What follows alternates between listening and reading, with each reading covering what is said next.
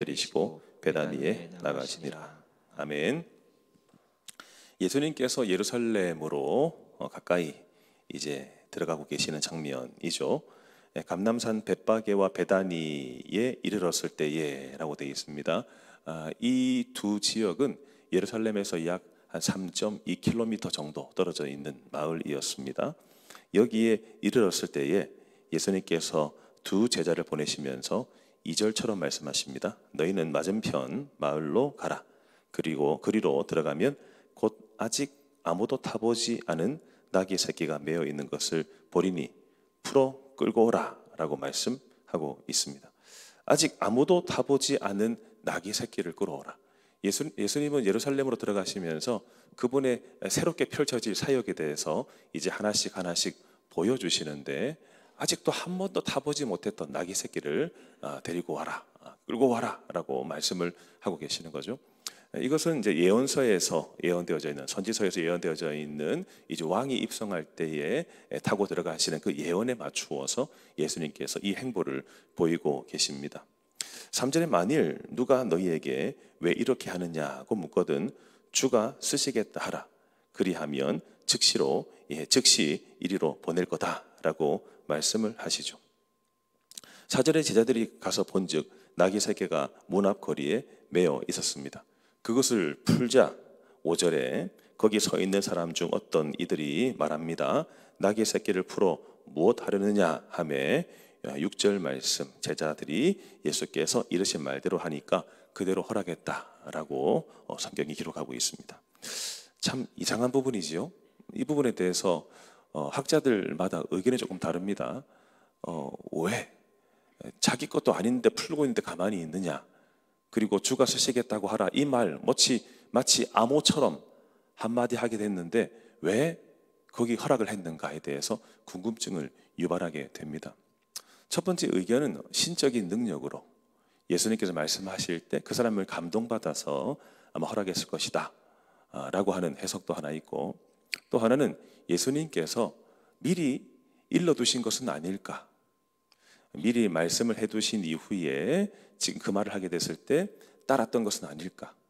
세 번째는 당시에 선생님이라든지 랍비들이 잠시 나귀를 좀 쓰겠다라고 하면 허락을 하는 풍습에 따라서 나중에 다 쓰고 나서 다시 돌려주겠지 이런 마음으로 빌려준 것은 아닌가, 여러 가지 해석들이 있습니다.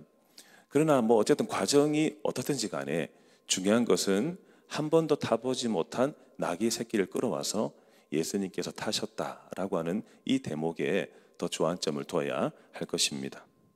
그리고 나서 7절 말씀 보시면 나귀 새끼를 예수께로 끌고 와서 자기들의 겉옷을 그 위에 얹어놓고 예수께서 타시니까 8절의 말씀 보시면 많은 사람들이 자기들의 겉옷을, 또 다른 이들은 들에서 팬 나뭇가지들을 길에 펴고 있는 장면입니다. 예수님께서 입성하실 때 이들의 기대와 소망이 무엇이었는지 우리에게 보여주고 있지요. 이 모든 과정은 예수님의 왕권을 인정하는 행위였습니다. 예수님이 쭉 입성에 들어가실 때 행하는 이 장면들은 마치 이전에 한 여인이 향유 옥합을 깨뜨려서 주님의 발에 부었던 그 헌신을 보이고 있는 것처럼 왕으로 입성해 계시는 예수님에 대해서 기대하며 소망하며 화로성을 지르고 있는, 준비하고 있는 그 모습들을 봅니다. 그때 9절과 10절과 같이 외쳤는데요. 우리 9절과 10절 같이 읽겠습니다. 시작. 앞에서 가고 뒤에서 따르는 자들이 소리 지르되 호산나 찬송하리로다. 주의 이름으로 오시는 이여 찬송하리로다. 오는 우리 조상 다윗의 나라여 가장 높은 곳에서 호산나 하더라. 아멘. 이들이 외쳤던 소리가 호산나죠. 우리도 호산나 찬양도 부르기도 하고 좋아하잖아요. 호산나의 뜻이 뭐죠? 지금 구원하소서. 왕을 향하여서 지금 구원하소서. 왜 이렇게 구원에 대해서 외치고 있었을까요? 당시의 시대적 배경만 보셔도 이스라엘이 지금 로마의 압제와 핍박 가운데 있었죠. 마치 식민 지배를 당하고 있는 것처럼 환경적으로 또 나라의 큰, 어쩌면 그 위기 가운데 있었던 이 나라, 내일이 막막한 그 나라, 하나님의 민족들, 하나님께 택하신 특별한 민족이다라고 하는 자부심이 있었지만 주변의 정세나 또 환경을 지켜보면 이게 맞는가에 대해서 굉장히 낙심도 되었을 것입니다. 그래서 왕을 늘 기다리고 있었고 예언서와 선지서에서 기록하고 있는 이 말씀을 늘 묵상하면서 기다리고 있었던 차에 예수님이 왕이시구나, 우리를 구원하시겠다라고 하는 이 기대를 가지고 외치는 거죠. 호산나, 지금 구원하소서. 그때의 광경을 상상해 보시기를 바랍니다. 자기의 모든 겉옷을 깔아서 길가에 놓고 나뭇가지를 깔고 흔들면서 주님을 기다리고 있는 그 모습. 10절 중간 이하 말씀 보시면 오는 우리 조상 다윗의 나라요. 그들의 기대에서는요, 다윗의 위가 다시 세워지기를 바랬던 기대와 소망이 있었을 것입니다. 다윗의 나라처럼 강성한 나라가 되기를 바라는 메시아적 나라에 대한 소망을 가지고 열심 다하여 외치고 있습니다. 여러분들이 예수님의 제자들이었다면 이때의 마음이 어땠을까요? 굉장히 붕 떴겠죠. 뭔가라도 되는 것처럼, 야, 이제 우리 시대가 왔구나, 우리나라가 왔구나, 너는 좌의정 나는 우의정, 갖가지 위치들을 생각을 했을 겁니다. 새 시대가 도래했다라고 하며 자기 한 자리씩 또 뭐 차지할 것을 기대했을 거예요. 근데 예수님께서 하시는 행동이 뭐죠? 11절 보시면 예수께서 예루살렘에 이르러 제일 먼저 어디로 가십니까? 성전에 들어가셨습니다. 모든 것을 둘러보시고 때가 이미 저물매 12 제자를 데리시고 베다니에 나가셨다라고 되어 있습니다. 주님이 이제 성전을 청결케 하는 사건 다 기억하시죠? 그러나 그 날은 이미 저물었기 때문에 주님이 쭉 둘러보신 이후에 잠잠히 가시는 그 모습들을 바라보게 됩니다. 예수님은 예루살렘에 들어가시면서 성전의 기능이 제대로 되어 있는가, 성전을 통해서 하나님의 말씀이 성취될 준비가 되어져 있는가에만 집중하고 계셨지, 사람들의 반응에도 휩쓸리지 않는, 그리고 베다니로 가시면서 거기에는 마르다, 마리아, 나사로, 굉장히 가까이 있었던 사람의 집이었죠. 그쪽으로 가시고 있는 모습으로 오늘 본문 말씀을 마칩니다. 성도 여러분, 오늘 예수님은 특별한 말씀 하지 않으세요.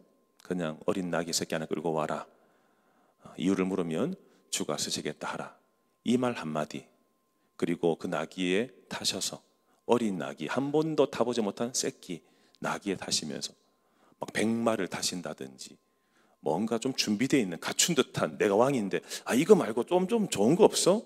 가 아니라 성경에 예언되어져 있는 그 말씀 그대로 겸손히 행하시는 그 모습들을 바라보게 됩니다. 내가 겸손하다면 주님을 닮은 사람이 분명히 맞겠죠. 내가 겸손하지 못하다면 주님과 다른 길을 가고 있는 사람이다, 늘 생각하시면서 나는 겸손한 종인가, 나는 교만한 사람인가 늘 살펴야 되고, 주변에 막 붐업시키면서 호산나 열광하는 그 분위기 속에서도 마음의 중심을 딱 잡으시고 하셔야 될 것이 무엇인지를 둘러보고 있는 예수님. 나도 그 어떤 사람들의 반응이 있다 할지라도 내가 가야 될 방향이 분명하다, 내가 이 시기에 이 시대에 해야 될 것이 무엇이다에 대해서 분명한 기준이 있기를 바랍니다. 우리는 젊은 날에는 인생이 뭔지를 모르고 그냥 막 살아가다가 중년이 넘어가면서 또 후반전을 살아가면서는 그때의 젊음을 동경하기도 되고, 젊은 사람들 보면 피부도 부럽고 젊음도 부럽고 자유분방함도 부럽고 막 부러워하면서 저는 우리 인생의 중년기와 후반기를 살아가라고 우리에게 이 시간을 남겨둔 것은 아니라고 생각합니다. 인생의 초반부는 초반부에 맞게 살아가는 것이고, 중반부는 중반부에 맞게 그 시기에 현실이 무엇인지를 깨달으면서 또 준비되어 살아가는 것이고, 후반부에 이제 주님께 갈 준비를 하면서 후세대에 남길 신앙을 또한 기대하면서 이 시기에 맞게 살아가는 것이지, 어디가 아프다, 다리가 아프다, 아프죠, 힘들죠, 몸이 무겁죠. 그러나 우리가 과거를 동경하면서 그때가 좋았지 라고 하면 후회만 남기며 살라고 우리에게 이 인생을 주신 것은 아니라고 생각합니다. 그 시기에 맞게 오늘은 또 새날이구나, 어제까지의 나는 끝났고 오늘은 또 새날을 맞이하는 이 날이구나.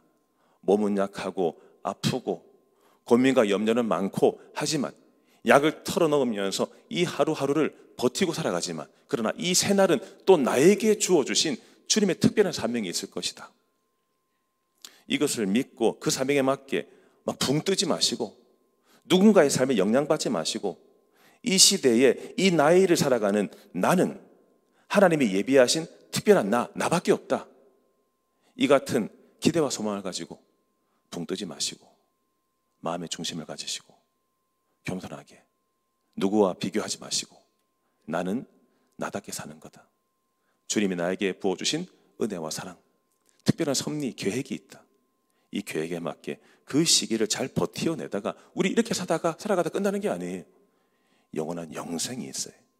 어느 시기를 살아가나 우리는 자족할 수 있는 능력이 이미 주어져 있는 사람. 있어도 감사하고 없어도 감사하고, 이게 이루어져도 감사하고 이루어지지 않아도 감사하고, 젊은 날에도 감사했고 내가 이제는 젊지 않지만 그래도 감사하고, 하루하루 나에게 주어져 있는 이 하루를 버티며 살아가는 것이 바로 하나님을 향한 우리 은혜와 보답의 삶이 아닐까라는 생각을 해보게 됩니다. 주님처럼 겸손으로 사명을 감당하시고 흔들리지 마시고, 이 시대에 주님의 제자로서 마지막까지 끝까지 어떤 상황에 놓여져 있든 주님을 기대하며 살아가는 우리가 되기를 주님 이름으로 축원합니다. 기도하겠습니다.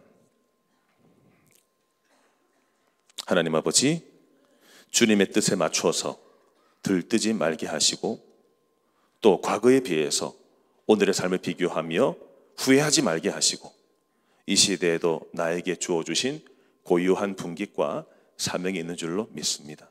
젊은 날에는 젊은 날로서의 삶을 살아왔고, 중년과 또 후반기를 살아가는 우리의 삶도 그 시기에 맞게 주님이 나에게 부여하신 사명이 있사오니, 후회만 하다가 인생 끝나지 말게 하여 주시옵시고, 누구와 비교하면서 아무리 그렇게 살다가만 인생 끝나지 말게 하시고, 이 시기는 이 시기에 맞게, 이 시대에는 이 시대에 맞게 몸도 무거워지고 아프고 약도 털어놓고 내일도 불안한 삶이지만 그래도 주님과 함께하는 나에게 주어져 있는 새날임을 알게 하여 주옵시고, 부르시는 날까지 예배드리고 찬송 찬미하며 하나님이 예비하신 것이 무엇인지 늘 물으며 순종하며 따라가는 우리의 인생 모든 과정이 되게 하여 주시옵소서. 주께서 쓰시겠다고 하면 기꺼이 저의 소유와 시간, 제 자신까지도 내어드리는, 주님께 헌신하는 우리가 되게 하여 주옵소서. 주님께 1000번째 예물 올려드립니다. 받아 주시옵시고, 오늘도 간구하며 기도할 때 성령님 기름 부어 주옵시고, 특별한 은혜가 매일매일마다 선물처럼 나에게 주어졌을 때 특별한 은혜가 매일매일마다 부어지는 은혜가 있게 하여 주옵소서. 다급한 상황에 놓여져 있는 성도 있습니다. 주님의 이름을 부를 때 구원하여 주시옵시고, 호산나 호산나, 지금 구원하소서, 지금 구원하소서, 이 심정으로 주님께 나아갈 수 있도록 도와주옵소서. 함께 하실 주님을 기대합니다. 예수님 이름으로 축복하며 기도하옵나이다. 아멘.